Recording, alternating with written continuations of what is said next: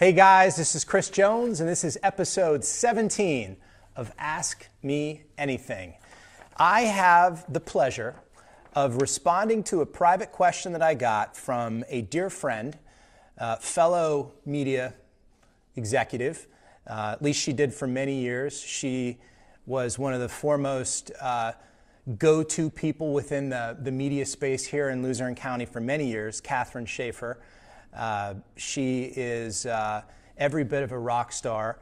This woman, you know how most people, every year we get older, for whatever the reason, and for those of you that, and I'm probably making her blush right now, but for those of you that know Catherine, you know that this woman gets younger every single year. She gets more attractive, she gets more energetic, she gets more bubbly, more charismatic, more magnetic. The woman is a complete rock star, and so it's a real honor, Catherine, that you would reach out and ask me for advice, since I've asked you for advice for many years. So here we are. The topic today is growing your business. And she asks, what key items do I watch to manage growth? Love this question because, as I've said in previous episodes, for those of you that are entrepreneurs, I encourage you to start thinking like I think as it relates to being a sort of scientist when it comes to studying why certain businesses and entrepreneurs are successful and others aren't. Like, take that really serious. Don't let all of this stuff just happen by accident. The reality is between 85 and 95% of businesses fail. There's a lot of information out there on why they failed. It's really within the 5 to 15% that you could rinse and repeat and not only have one success story, but multiple success stories like I've had. So your question around what are the things I watch to manage growth are at the heart of my whole entrepreneurial science concept. So this is critical. So get this one right. I know I've said in previous episodes, make sure you have a tablet out and you write down notes, but I encourage you to do that during this because ultimately that's how I learned. So what I'm sharing with you are not only personal experiences, but also education, both real world education as well as academic types of education on how to do this stuff properly so that you're on the 5% or within the 15%, not the other percent. So, number one, I really obsess about this idea of product market fit. What does that mean? It means that there is demand for the product or service that you're offering, and that demand needs supply, meaning that you coming into a marketplace with your product or service is going to be met with a line of people. But how do you refine that product so that people fall in love with it? So that it's something that people just need. It's something that stands out. It's something that's easily differentiated from other products or services like it. This part of the process, I think, is something that the 85%, the ones that fail, miss. They think they have a great idea, and they're so dead set on that idea fitting into the marketplace versus the approach which I would recommend is that coming up with a product or service and then starting to get feedback constantly. The idea of getting feedback, in other words, putting your product or service out in the marketplace and asking what they like about it and what they don't like about it is not a static process, it's a dynamic process, meaning that it's dynamic in that it's an iterative process of developing product market fit, right? Just because you're a corner pizza shop and you make a great pizza doesn't mean that you shouldn't also focus on ambiance or focus on adding additional products that also kick ass, right? So it's this constant, never-ending process of product market fit. And so I take that really, really serious. And some of the other stuff I'm going to share with you will fit into this general concept. So I look and I watch for that to manage my growth. If I'm not growing, I need to refine my product or my service. If I'm growing rapidly, I know that I have something hot, and then I can move on.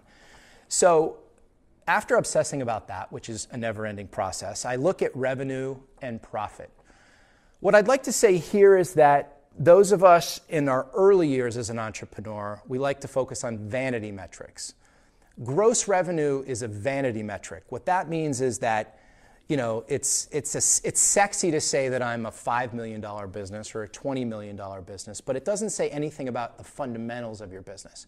You could be generating $20 million a year in top line revenue, and it could cost you over $20 million. So you got to be careful about that. That's why you boil it down to either you look at gross profit, you look at net profit, and if you're looking to raise capital or you're looking to sell your business, you look at something called EBITDA, which is earnings before interest, tax, amortization, and depreciation. But anyway, remember I've talked about this in previous videos, and I intend to do a full video because I'm speaking at a conference next month in Las Vegas, and part of my presentation is on this idea that I'm going to encourage all of the nightclub owners and restaurants and establishments that are at this event to fall in love with numbers. Because most people, it's maybe number one or number two on the list of the reasons why entrepreneurs fail. They're scared as hell. They run for the hills when it comes to really owning the financial stability and the financial necessity of building and scaling a successful business. So revenue and profit are two, KPIs that I look at and I obsess about. So here's my secret sauce. There are 3 documents that I'm pretty religious about as it relates to managing growth: profit loss statements, balance sheets, and cash flow statements. The profit and loss, actually, let me start in the middle. The balance sheet speaks to the health of your overall company. How leveraged are you? So how much debt do you have? That's going to become very critical when we look at the cash flow statement. So for instance, if we have $250,000 of debt, it's over 5 years, the monthly payment is, let's say, $6,000, and we're only generating $7,000 or $8,000 a month in cash flow, we have a problem. We need to refinance that note, or we need to figure something out about extending it over a longer period of time, lower the interest rate or whatever to bring that payment down so that your cash could be used for growth instead of you feeling like you're underwater with a cinder block tied to your leg, and it feels like every time that you feel like you're above water, it's only to get a little bit of oxygen and then you're right under again. So we're going to use these 3 financial instruments to put us in a position where we are focused on growth and not just, resuscitation or life or death. So again, the balance sheet tells us about the overall stability of our leverage, how under or over leveraged we are. The profit loss statement gets at the heart of looking at the bottom line, your business. The profit loss statement helps you identify areas that you could cut if necessary in order to drive growth or in order to generate more cash so that you could make investments versus just making enough money, to meet the sort of, if your profit loss statement says that you're neutral, in other words, you're not in the red, you're not in the black, but you're just in the middle, you may need to cut some expenses in order to get into the black. So the profit loss statement is something that I sleep with at night. All of my various businesses, I have the profit loss statements, and me and the Buddha over here, what we do is we lay in bed at night with the profit loss statements, the cash flow statements, and the balance sheets. I mean, we just basically love them and we pet them, and I'm only half joking. Like, you have to fall in love with this stuff. So what I spoke about the profit loss statement, it's basically the brain of growth, right? The balance sheet, do we need to refi? Are we under leveraged, over leveraged? And then the cash flow statement is everything. Cash flow will tell us whether or not we could operate next week, next month. Are we going to be able to make payroll? You know what cash flow statement also tells us? Profit loss statement and balance sheet, actually profit loss would speak to this too, or actually wouldn't speak to it. But the cash flow statement would say, what is the health of your cash position? If you have all of this money in receivables and they're post 30, post 60, post 90, again, it may look like you're a healthy company on paper, but in reality, you don't have enough cash to function. So the cash flow statement tells us that we need to go, we need to raise capital, we need to borrow from the bank, we need to cut expenses, among other things. It really speaks to the health of your organization. And all of these things are necessary because once you have product market fit and people love what you do or what you sell, then really the whole purpose of the company is to grow it and scale it. So thank you for that question. What signs, your next question is, what signs are important when you think growth might be happening too fast? Are you running out of cash? There's this irony of growth where if you don't put in place credit facilities or stow away cash, if you're just running on cash flow, if you grow too quick, you could run out of cash. You could literally be moving completely in the right direction as a business, only to not have enough cash to meet payroll. So, if you're running out of cash, again, you have to think about how to leverage bank financing or other types of financing.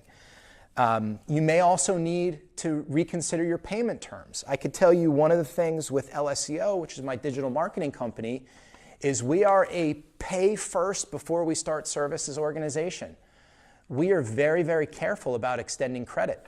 We're just not a bank, and I get it. I get it that might limit our exposure actually not our exposure, but it may limit our growth factor, but it minimizes or limits our exposure. Our exposure meaning that we do work and never get paid. So, as you're growing and growing and growing, you got to pay attention to these things. And if you're running out of cash, that's why that cash flow statement becomes mission critical if you want to really build and scale a business. And remember, we're making love to these things. I mean, we're romanticizing these documents. We're doing everything we can to educate ourselves on what these documents, not only how to read them, but also what they say about the viability and the health of our businesses. So your last question is, last but not least, pointers for finding resources, particularly people, to fuel the growth. So this is a tough one. My philosophy is that I'm constantly hiring. So I'm not looking to just fill positions. I am constantly hiring. I'm constantly on the lookout for talent. I'll share with you one of my secrets, which will no longer be a secret once I share it. But and for those people that work for me currently, I think they should know this. Might be a little scary. For the key positions in my organization, I have always been interviewing for those positions, not to replace somebody that's working out, but in case for whatever the reason I lose that person. Something happens to them. They decide to move out of town because their significant other gets a job. They decide to come in and surprise me that, hey, coach, I resigned. So little did they know, and by the way, I'm not trying to encourage anybody to do this on my team, but little did they know that for every, I'm not going to use any names, I had one or two people that I had already had in line that I had been considering for that position should it not work out for the lead person. And that's really saved my ass a number of times with a number of surprises where someone would knock on the door and say, hey, Kris, do you have 10 minutes? And I'm like, oh God, I know what's coming here. But I usually could turn that around in about 48 to 72 hours because I'm constantly looking for talent. So that's one piece of advice, is to constantly be on the lookout for talent and constantly, if you will, be hiring. The other is I'm a big believer in personal brand and promoting company culture. So that's ultimately what I've found talented people want. Notice I didn't say that I'm the guy that you want to come work for to make the most money. You probably will, if you perform, make more money working for any of my businesses than you would make elsewhere. But that's not how I differentiate. I differentiate on personal brand. My goal is to put myself out there, to speak at the local colleges and universities, to support causes that other people believe in. I have this policy where any employee, and this might come back to hurt me, but that's okay. Any employee who's ever worked with me, ever, including interns, who reaches out to me and asks for a donation for a charitable cause that they believe in, I have never said no. And I never will say no, ever, under any circumstances, other than having no money to give. And so I really care about personal brand. I take care of the people that I work for, and I want them to ultimately be inspired by my example. The second thing is culture. So, every work environment that I've ever created respects the individual's own desire to be unique and to be an individual. And so it's one of the ways that I've been able to attract talent over all these years, is that ultimately that's what talented people want. They want to work for people and around people that are smart, that are equally talented. They want to work for I don't really consider myself a coach, not a boss, that has proven himself or herself, and they want to be in an environment that doesn't play by the traditional rules. I've had this policy now for I don't even know, over a decade, where we supply free energy drink to our employees. Just something I've always done. I've probably spent tens of thousands. I've probably spent over $100,000 on energy drinks over the years, and I'm going to spend $100,000 more. And I'm going to provide some of the other perks and things that that I've done. I've sent, I think, I don't know what the number is. It's somewhere between 20 and 30 people, senior people at the organizations I've worked at. I have paid their way, including ticket, airfare, hotel, to go see Tony Robbins. So these are just some of the things I think about when I'm thinking about growing businesses and growth. I hope that my answer was valuable to you. And I really thank you for asking the question. For those of you that are out there watching this right now, feel free to submit a question in the comments section. Feel free to reach out to me privately. As I've always said, I will mention your name, and I will do my best to answer your question. This was episode 17. Hope everyone has a phenomenal day, an incredible week, incredible month, and I really thank you for everything as it relates to Ask Me Anything. Take care.